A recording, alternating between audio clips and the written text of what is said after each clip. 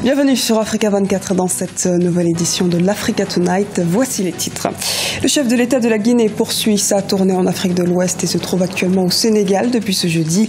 Auparavant, le président Alpha Condé a rendu visite à son homologue du Niger, Mahamadou Issoufou.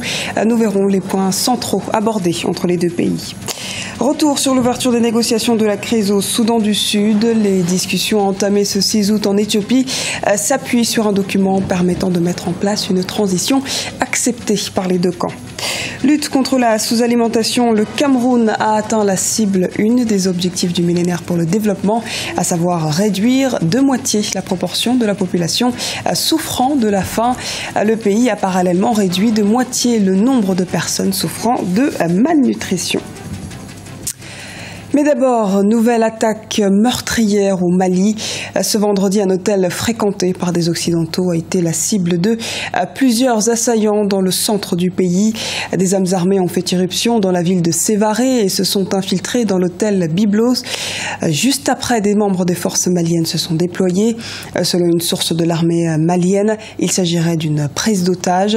Le bilan provisoire fait état d'au moins 7 morts, dont 4 militaires maliens et un assaillant.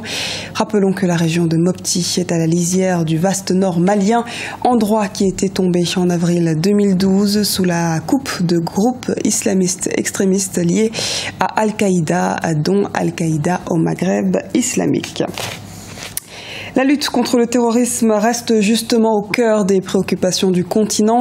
L'offensive contre le groupe État islamique en Afrique de l'Ouest, ex-Boko Haram, était au cœur des discussions entre le président guinéen Alpha Condé et son homologue nigérien Mahamadou Issoufou. Les précisions d'Arwa Barkala. Un soutien indéfectible de la Guinée dans la lutte contre Boko Haram.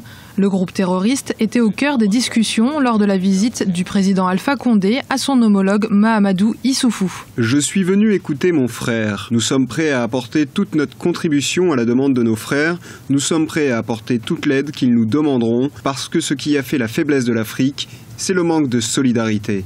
Le président Alpha Condé a félicité les pays voisins du Niger, proactifs dans la lutte contre la nébuleuse terroriste. Dans son soutien à la coalition multinationale, la Guinée pourrait apporter son expérience militaire. Ce qu'il faut noter, c'est qu'effectivement, la Guinée dispose d'une armée qui est assez aguerrie. Je crois que tous les soutiens qui peuvent venir de toute l'Afrique sont les bienvenus. Et donc, effectivement, augmenter le nombre des troupes par l'apport guinéen pourrait être effectivement une bonne chose, mais je doute aussi qu'il puisse y avoir un apport financier puisque la Guinée elle-même est dans des difficultés, surtout liées aux événements récents de Ebola qui a plombé l'économie guinéenne. Une épidémie d'Ebola qui a causé la fermeture des frontières du pays avec le Sénégal, pays où le président Alpha Condé séjourne depuis ce jeudi 6 août.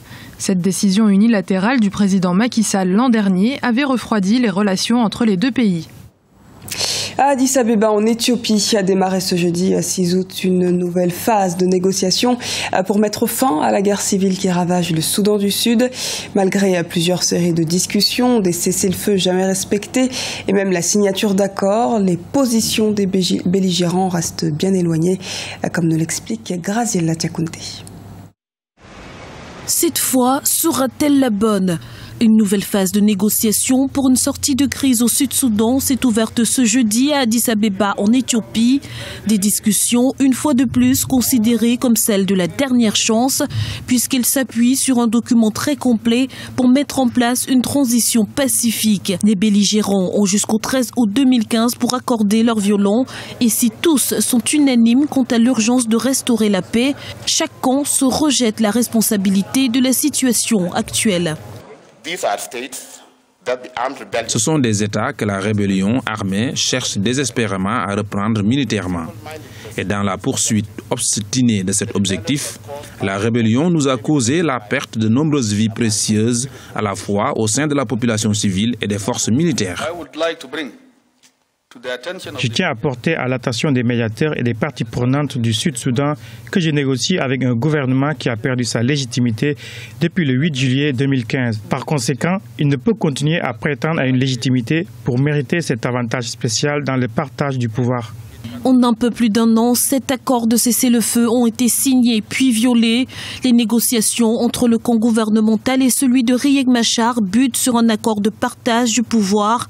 À ce sujet, l'IGAD, l'organisation intergouvernementale est-africaine en charge de la médiation, appelle les protagonistes à privilégier l'intérêt des populations à l'heure où la situation humanitaire ne cesse de se dégrader. Je demande instamment à mes frères et sœurs du Sud-Soudan de reconnaître que ceci est une crise interne. Elle doit être résolue en interne et pas en externe. Nous vous exhortons donc à internaliser cette crise en ce jour même. Malgré le soutien de la communauté internationale à l'égard de l'IGAD pour assumer une médiation plus solide, il semble que l'on soit encore loin d'un compromis.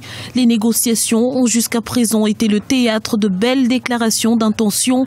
Encore faudrait-il les mettre en application pour aboutir à un accord de paix, l'ultimatum ayant été fixé au 17 août 2015. Débat autour de la réforme du système de l'ONU. L'Afrique veut être représentée dans tous les organes de prise de décision et en particulier au Conseil de sécurité qui est le principal organe pour les questions liées à la paix et à la sécurité internationale. Pourtant, à ce jour, le continent n'est représenté par aucun membre permanent. On fait le point avec Grazela Diakonté. L'Afrique veut sa place au Conseil de sécurité de l'ONU. Celui-ci se compose depuis 1945 de 15 membres, dont 5 permanents avec un droit de veto. Il s'agit de la Chine, des États-Unis, de la France, du Royaume-Uni et de la Russie. L'Afrique, elle, n'est représentée que par 10 membres non permanents. Or, près de 80% des dossiers traités par le Conseil de sécurité sont en rapport direct avec le continent. Alors les dirigeants africains s'interrogent. L'Afrique est le seul continent qui ne dispose d'aucun membre permanent au sein du Conseil de sécurité des Nations Unies.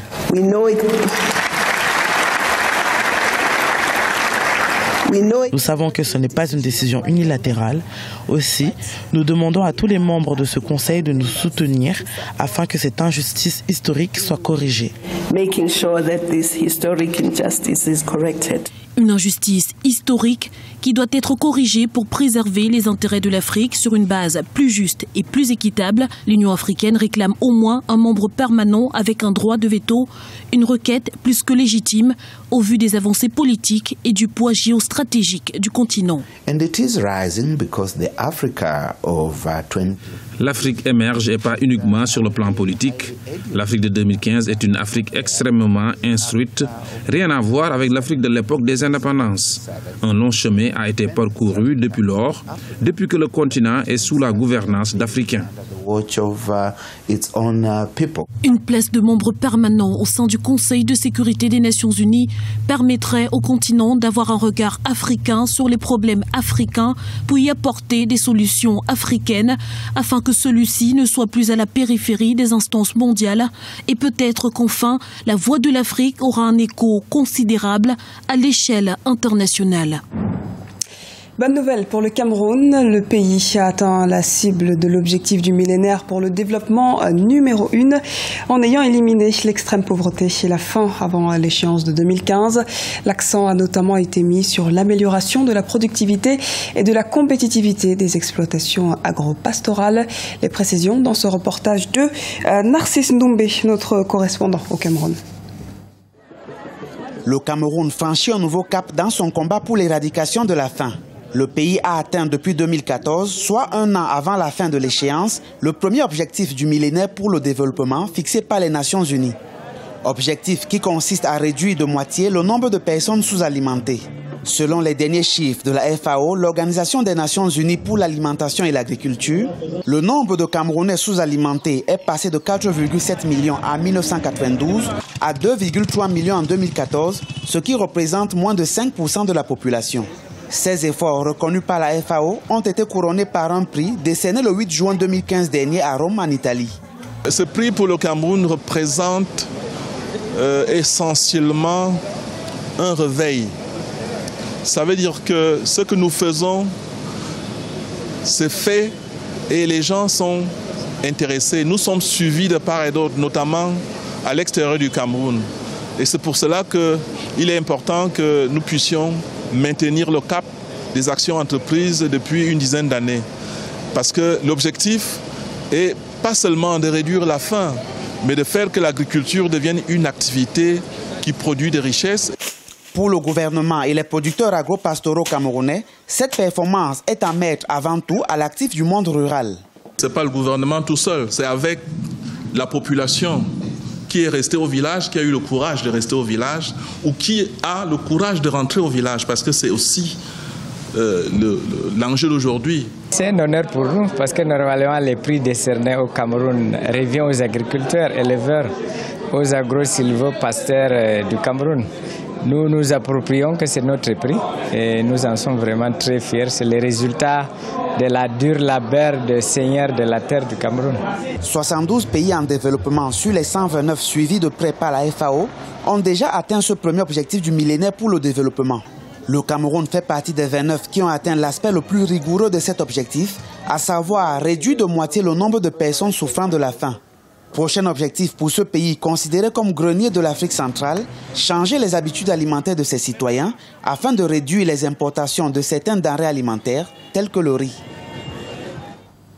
C'était le journal de la rédaction. Merci de nous avoir suivis. Retrouvez dans un instant une nouvelle édition de l'Africa Tonight sur Africa 24.